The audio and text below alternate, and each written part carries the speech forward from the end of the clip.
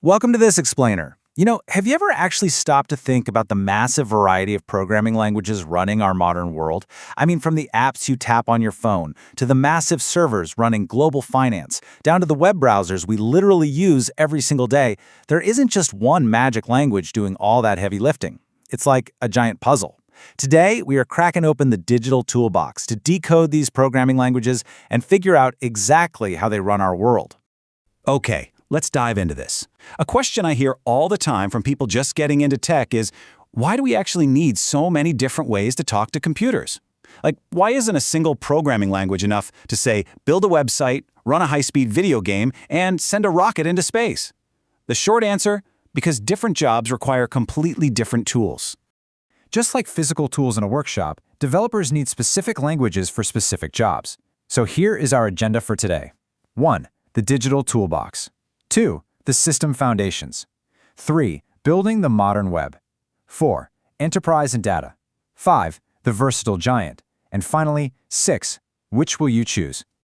Section 1. The digital toolbox, mapping the evolution. Let's map out how these languages evolved chronologically over the past few decades. Starting way back in 1972, we got C, which is absolutely the bedrock of modern computing. Fast forward a bit to 1983, and C++ arrives on the scene. Then, the early 90s brought these massive shifts.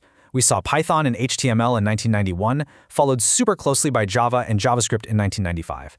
And then, jumping ahead to 2010, we see Rust introducing some pretty incredible modern safety features. It's just a fascinating progression, going from this raw, low-level hardware control all the way to incredibly high-level ease of use. Section 2. The system foundations. C, C++, and Rust. All right, so we're starting our technical journey down in the hardware basement. This is where the heavy-duty bedrock languages live, and they are designed for one thing: raw speed. Back in 1972, Dennis Ritchie at Bell Labs created C. Now, C gave programmers direct memory access for maximum speed and efficiency.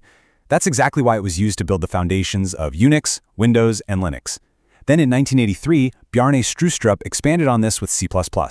Listen, C++ is absolutely vital when milliseconds matter. We're talking powering massive platforms like Unreal Engine for video games, browsers like Chrome and Firefox, and even ultra-fast financial trading systems where a tiny delay can cost millions. And this brilliantly illustrates how languages evolved to handle scale. See, C++ kept all the raw speed of C, but it introduced object-oriented programming. This gave developers the architectural abstraction necessary to actually manage massive, sprawling code bases without, completely losing their minds as software became exponentially more complex. But here's the thing. Both C and C++ share a rather notorious flaw, and that is manual memory management. Basically, if you enjoy occasionally catastrophic bugs and security vulnerabilities, like buffer overflows and memory leaks, manual allocation is totally for you. But for the rest of us, there is Rust. Created in 2010 by Mozilla Research, Rust completely reimagines this with an ownership system. It ensures compile-time memory safety. What that means is it catches bugs and prevents crashes before the code even runs. And the best part? It does all of this without sacrificing a single drop of that raw system-level speed. It's a real game changer. Section 3. Building the modern web. HTML, CSS, and JavaScript. Let's step out of the heavy-duty hardware basement for a second and walk right into the digital storefront, the web. These three technologies collaborate seamlessly to build literally everything you see online. Now, strictly speaking, HTML and CSS aren't actually programming languages because they don't handle logic, but they are undeniably essential. Think of it like this. HTML gives you the core structure. CSS handles the appearance and layout. And JavaScript? JavaScript brings the whole shebang to life with actual interactivity and logic. So the crucial point is this absolutely shocking number right here, 10. Brent and I created JavaScript in just 10 days while working at Netscape in 1995. 10 days. And today, it is literally the only programming language that natively runs in every single modern web browser on the entire planet. No way around it. Of course, look, when you rush a monumental project out the door in 10 days, you're going to leave behind a few quirks. If you are a developer listening right now, you have definitely navigated the frustrating trauma of type coercion, weird asynchronous behavior, and the notoriously infuriating this keyword. But despite all that, and despite the constantly changing frameworks, its ability to run the front end and even the back end through Node.js makes it completely ubiquitous. You simply cannot build the modern web without it. Section 4. Enterprise and Data. Java and SQL.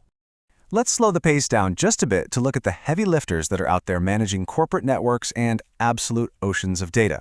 In 1995, James Gosling and his team at Sun Microsystems introduced Java with a beautifully simple philosophy: write once, run anywhere. But utilizing a Java virtual machine, Java code became incredibly portable. You didn't need to rewrite your code for different devices or operating systems. That rock-solid reliability is exactly why it's the primary language for Android app development and why it powers massive banking and enterprise systems worldwide. Now, remember those manual memory headaches we just talked about with C++? Well, to solve those, Java relies on something called garbage collection. This is an automatic memory management process that handles memory allocation entirely behind the scenes. It makes enterprise development so much safer and heavily reduces the risk of memory leaks. The trade-off, though, is that Java requires a lot more boilerplate code, so it's quite a bit more verbose. But what about storing the data? All those massive amounts of data those enterprise apps generate. Enter SQL, or Structured Query Language. Developed by IBM researchers back in the 1970s, it was designed specifically to efficiently manage and manipulate relational databases. It is absolutely the undisputed standard for tools like MySQL, PostgreSQL, and Oracle. SQL's immense power lies in its effectiveness. With just a few lines of code, you can query millions of structured records, filter data, and join multiple tables together. However, it definitely has limitations. Complex queries can get incredibly difficult to read and optimize. And more importantly, because it's built strictly for data in structured tables, it struggles big time with unstructured data, things like images or videos. That specific limitation perfectly explains why NoSQL databases, like MongoDB, had to be invented to fill that gap. Section 5. The Versatile Giant. Python. We've covered system speed. We've covered the web. We've covered enterprise databases. Now let's look at the modern generalist dominating today's tech landscape. Now, what's really interesting about this slide is Python's focus on absolute simplicity. Created in 1991 by Guido van Rossum, its incredibly clean code almost looks like plain English. It deliberately strips away the heavy syntax that bogs down other languages. This beginner-friendly design has just skyrocketed its popularity, making it super accessible to people just starting out while remaining powerful enough for industry veterans. Because of that unmatched readability, Python is absolutely everywhere. It powers tech giants like Google, Netflix, and even NASA. Plus, it is the undisputed king of data science and machine learning. The main reason it's so dominant is its massive library ecosystem. Pre-built tools like NumPy, Pandas, and TensorFlow mean developers can automate massive data sets and build complex AI algorithms without having to write every single thing from scratch. It saves an incredible amount of time. But of course, there's always a trade-off, right? Python is an interpreted language, which means it tends to run slower and uses more memory compared to compiled languages like C or Java. You definitely wouldn't use it to build a high-speed game engine. But the benefit? Unmatched versatility and ease of use. It remains the absolute go-to language for AI researchers because it lets you focus entirely on solving the complex logic problems rather than fighting the syntax of the code itself. Section 6. Which will you choose? Building your digital toolbox. We've mapped out the evolution, and we've explored the major categories, so let's tie this entire narrative together. Let's take one final look inside our digital toolbox. If you need raw systems and speed for an operating system, you're grabbing C, C++, or Rust. If you are building the modern web storefront, your essential tools are HTML, CSS, and JavaScript. For massive scale and data at a corporate level, you rely on Java and SQL. And for AI, automation, and beginner-friendly versatility, you pull out Python. Every single technology we've discussed today perfectly fits a specific vital domain in our daily lives. So the next time you use an app, scroll through a web page, or ask an AI a question, you'll know exactly what's working tirelessly behind the scenes.